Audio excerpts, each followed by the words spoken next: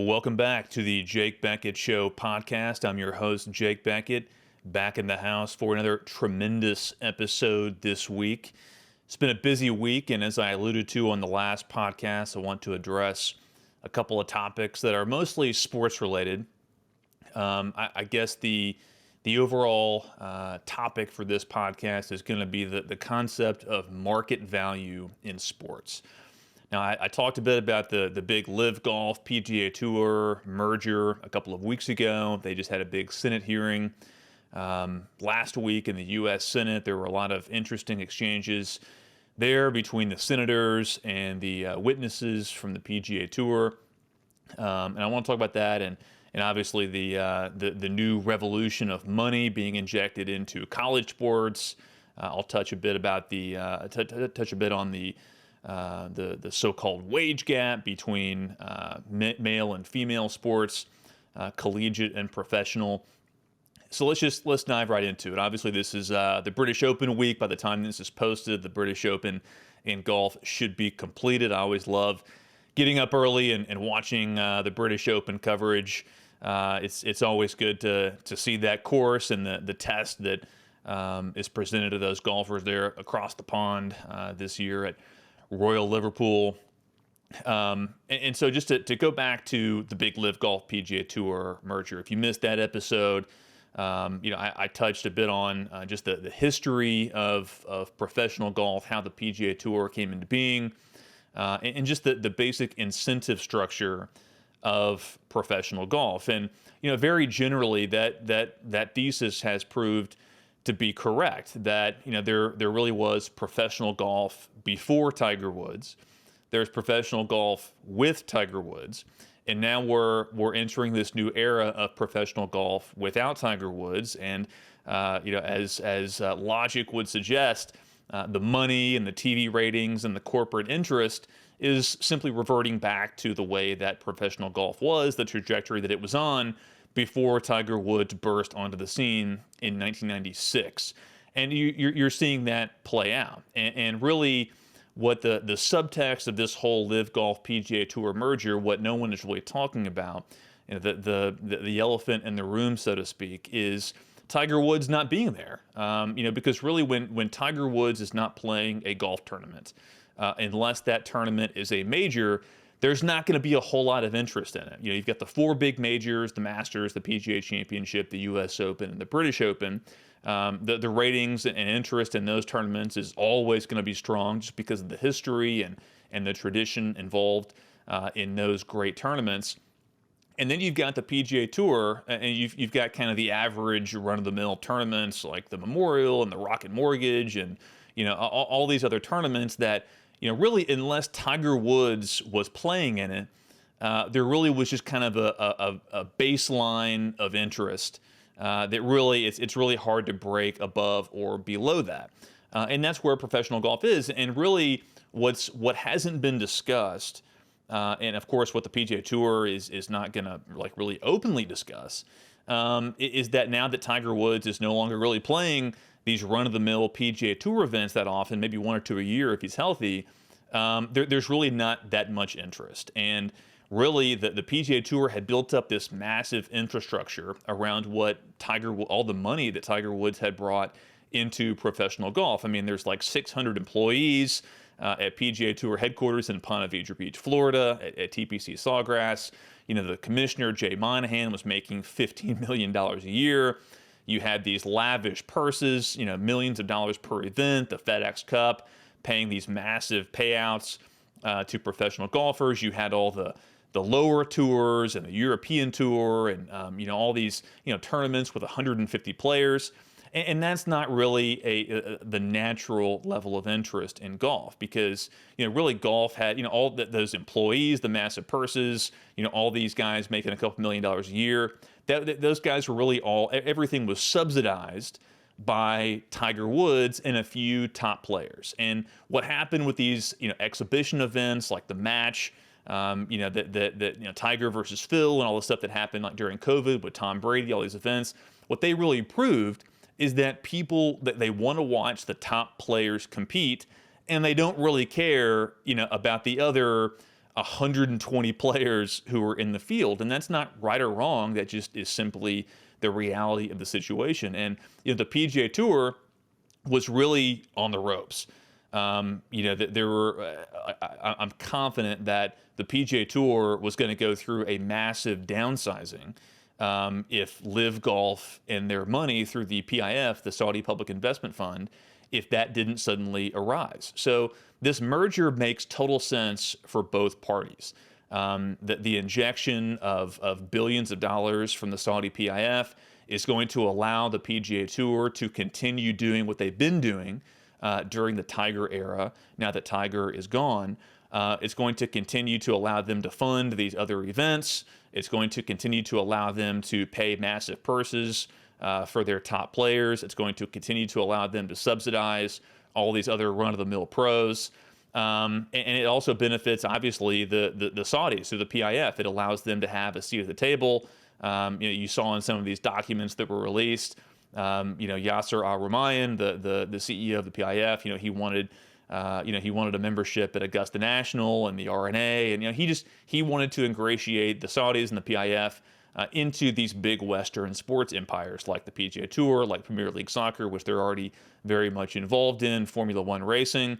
So I think that's really what's happening here. Is it's just a compromise between two parties who have some mutual interests. The PGA Tour has an interest in money, and the Saudis and the PIF have interest in legitimacy and having a seat at the table. So that's what's happening there. It's really not more complicated than that. It was really sad and sickening to see the PGA Tour kind of get away with, all the propaganda, using the 9/11 families and trying to manipulate people into thinking that, that this was some kind of a foreign invasion into pro sports. I mean, I guess that's partially true, but it was really sad to see so many people in the golf media and even average golf fans kind of fall for that. But that's really in the past. A lot of these corporate sponsors, I think, are going to continue to fall away from some of these run-of-the-mill PGA Tour events. I mean, you've seen AT&T drop out of the Byron Nelson Championship in Dallas. It wouldn't surprise me to see FedEx drop out of the FedEx Cup because now the PGA Tour is going to be backstopped by the Saudi PIF, and we'll see how these things develop going forward. But it really, the Senate hearing also gave us the opportunity to hear, some more of these exchanges. There were a couple of U.S. senators who had some interesting questions and statements for these PGA Tour witnesses who were testifying. And one of them caught my eye. It was from Senator Rand Paul, who, look, anyone who knows me knows that I love Rand Paul. I agree with maybe 95% of what he has to say. He's one of the very few actually good Republican U.S. senators. But he made this statement, and I'm paraphrasing. He was just kind of going off on this tangent about money in sports, and he was saying, well, I'm really upset to see all this money go into collegiate sports. And he made some kind of a comment about, who wants to see collegiate athletes rolling around in a Lamborghini or a Mercedes. And, I just had to pump the brakes and say, what a ludicrous statement that is. And I want to explain why that is so stupid. With all due respect to Senator Rand Paul, it's ludicrous because what the NIL is, and that's the vehicle name, image, and likeness. These rules that the NCAA has adopted to allow top players to receive endorsement money and kind of above board payments for their services. All that is, it's a response to market pressures. And let me explain those market pressures. So, you've got, like college sports is a multi-billion-dollar industry. Okay, the SEC just signed a major deal with ESPN. That's going to pay the conference, I think, something like $300 million a year, up from $55 million a year from the prior deal with CBS. That money is obviously distributed to the universities and to all the apparatchiks and the bureaucracies that go along with these sports programs, and they heavily subsidize all these colleges, universities. Anyone who's been down to Tuscaloosa, the University of Alabama, the University of Arkansas, you're seeing buildings go up left and right. These colleges, it's growth that was not organic to these institutions of higher learning. People want to go to these major football and basketball programs because they're major football and basketball programs. I mean, you can get a college level education easily online, or just ordering books off Amazon. But people want to go for the social experience. They want to go for the sports experience in many ways. And what's not to love about it? I mean, look, I grew up a Razorback fan. I'm still a football fan. I love college sports. I love watching college sports.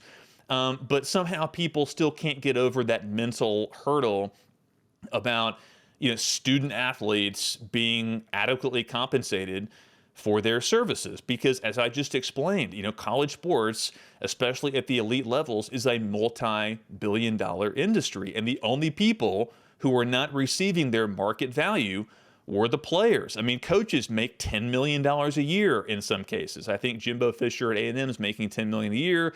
Saban at Alabama is in a similar, these top SEC coaches are making, close to 8 figures a year, over $10 million total compensation. So they're receiving their market value. The universities are receiving their market value, but the top players have never received their market value above board. So as we all know, back in the day, a lot of players received payments and gifts and things that were happening kind of under the table. Some were getting loans, from agents while they were in school, expecting to be repaid after the players were able to capitalize on their services in the NFL. Reggie Bush got caught up in a situation like that. And so really what the NIL is, it's allowing the top players to get what the market says they deserve. And this upsets a lot of people. And, what really, stuck out about, Senator Paul's statement is that that's what I hear from a lot of people. A lot of otherwise conservative people, they had this mental block. They believe in capitalism. They believe in people, receiving their full compensation, but they just can't get there when it comes to college athletes for some reason. And, everyone wants to think that, people are playing for love of the game and they're playing for their university. And I mean, look, I totally understand that. I mean, that's part of the reason why it was a lifelong dream of mine to play at the University of Arkansas, to wear that Razorback on my helmet. I mean, just look over my shoulder. If you see a Razorback helmet there, it's still a huge part of my identity, and I have a lot of pride in that. But, I wasn't only playing for that. I was playing at least partially because I knew that if I played well, I was going to receive a nice payday for my services, when I turned professional. And I did. I was able to play for 4 years in the National Football League with the Patriots. And, I was not paid an extraordinary amount of money, but I received market value for my services in professional football. And I'm really happy to see guys get that in college where they are also earning it. And, that's, to me, like one of the best analogies that I like to share with people about, people getting compensated for their services in college sports. Imagine there is someone who is, on academic scholarship at a school. They're on academic scholarship. Let's say they're an English major. They're on like some kind of an academic scholarship to study American or English literature. Now, imagine that person who's on academic scholarship wrote a great book, authored the next great American novel. Would anyone really argue that that person on academic scholarship shouldn't be able to receive millions of dollars in book royalties if that book they just wrote is a massive hit? Well, of course not. They would say, yeah, that person wrote that book. They used their talents to produce something that has value in the marketplace, and they should absolutely be able to receive their market value for what their talents produced. It's exactly the same in college football. And some people would say, well, for most student athletes, it's a really good deal just to have their tuition and their room and board and their books paid for. And that's absolutely correct. I mean, a lot of college athletes, they're receiving a very good deal just being there on scholarship and having that paid for, having the opportunity to receive a free education and be exposed to the network that you have at a major college or university. That's certainly true, but for the elite athletes, they're bringing more to the table. And how do I know that? Is because when the NIL was introduced, some of these guys are getting millions of dollars. They have leverage, and they're engaging in the great capitalist endeavor of price discovery. Through the transfer portal and the ability to, offer their services as a recruit or as a transfer to other universities. They're introducing competition into the marketplace, and what does competition do? It drives the price for their services higher, and that's exactly what's happening. And some other people say, well, I would do anything to go out there and play college football. I'm a fan. I would do anything to go out there and buckle a chin strap and play for the Hogs or for the Crimson Tide or whoever. Well, first of all, no, you wouldn't. I mean, I was around a lot of people who tried to walk on to the football team at the University of Arkansas, and these were fans who maybe played high school football or wanted to experience what it was like to play college football. And I could tell you that like 90% of them didn't make it, not necessarily because it was too hard. Talent-wise, it was just too hard. The grind of being a college football player, the hours that you had to put in, the toll that practicing and lifting and studying, put on your body and your intellectual capacity, in addition to being a full-time student, that was just a lot more than people could handle. And so it was always very interesting. It always kind of made me chuckle to see people who walked onto the team for a couple of months and then just kind of unceremoniously quit the team because they were like, well, this is actually a lot harder than just running out of the A on a Saturday afternoon in Fayetteville, Arkansas. That's what the fans see. They see the game and they see the pageantry and they think it's really easy. Actually, what you're seeing on the field is just a product of literally years of blood, sweat, and tears. And it's just kind of the cherry on top of all the work that was laid as the foundation. So that's really my thoughts on the NIL situation. I'm really thrilled to see these guys reach their full market potential. And some people say I think probably the least persuasive or the most idiotic argument, with all due respect, is people who say, well, what about the locker room? What's going to happen if, one guy's making $3 million or $5 million and some other guy is just on scholarship making nothing? Well, I mean, have you ever heard of the National Football League? Have you ever heard of the NFL? Where, I spent 4 years in a locker room. I was making league minimum where, the top players were making $10, $15 million per year. And I could tell you firsthand, there was no bitterness there because everyone knew that higher compensation was directly related to their value in the marketplace, either as a draft pick or as someone who had proven themselves in the league and gotten a second or a third contract. So, I mean, that argument is that's made by people who have never spent time in a professional locker room, who understand that there really is zero tension, on the people's varying levels of contracts. And the various different levels of money they're making, because ultimately, that's one of the great things about sports is, in certain respects, it's the best example of a meritocracy because, if you want more money, the only person to blame is the guy in the mirror. I mean, obviously there's injuries and there's things that happen off the field, but generally, if you want to make more money, play better. And it's the same thing that happens in college sports. If you want more NIL money, if you want if you want to drive in a Lamborghini, you want to drive in a Mercedes-Benz, play better football, and you'll have more leverage to extract more money from sponsors and boosters through the NIL. So that's really the best way that I can explain, what's happening in terms of market value on the golf front, in professional golf, and also in collegiate sports. And I think it's a really important thing because sports has such an important place in American culture. It always has, and I think it will for years to come, because as the media and our culture becomes more and more leftist, people are going to look for those true blue American values, so to speak, of meritocracy, of excellence, of elite levels of performance. And that's really being displayed in fewer and fewer endeavors. And one of the main exceptions is sports, because at the end of the day, what really drives money and value in sports is the audience, whether that's in person in the stands or on TV. And people don't want to see mediocrity. People want to see excellence.